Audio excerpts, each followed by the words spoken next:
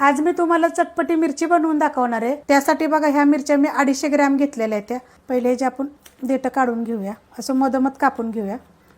बघा अशा पद्धतीमध्ये मिरच्या बघा मी सगळ्या कापून घेतलेल्या आहेत। कढई गरम करत ठेवली, त्यामध्ये तेल टाकून घेऊया। आणि तेल आपल्याला 1 चमचा टाकायचं, जो जेवतो ना तो चमचा 1 आहे।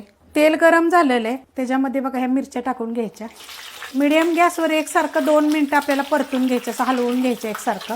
आता ह्याच्यावर काय करायचं, गॅस बारीक करायचा आणि 1-2 मिनिटं झाकण ठेवायचं। 2 मिनिटं बघा झाले, ती झाकून ठेवलं तर बारीक गॅसवर, तर अशा पद्धतीने बघा ती भाजली जाते। आता हे काय करायचं, झाकण नाही ठेवायचं, असं जरा परतून घ्यायचं हलवून हलवून। आता ह्याच्यात टाकायचं चवीनुसार मीठ। आता ह्याच्यामध्ये मी काळं मीठ थोडं टाकणार आहे, थोडीशी हळद टाकायची। हा मॅगी मसाला आहे, ह्याची रेसिपी पण मी टाकलेली आहे, अर्धा चमचा टाकलेला आहे। जिरे धने पावडर अर्धा चमचा, थोडीशी एकदम आपल्याला ह्याच्यामध्ये लाल मिरची पावडर टाकायची, अर्धा चमचा आमचूर पावडर। आता हे मिनिटभर परतून द्यायचं या मसाल्यामध्ये। 2 मिनिटं मी एकसारखं बघा परतून घेतलेलं आहे। सगळ्या बाजूने एकसारखी अशी मिरची भाजली पाहिजे आणि मसाला जो आहे ना तो सगळीकडे व्यवस्थित लागला पाहिजे। जेवढा मी टाकलाय तेवढाच तुम्ही टाका, त्यापेक्षा काही जास्त टाकू नका, कारण तेवढ्यातच चव 1 नंबर लागते।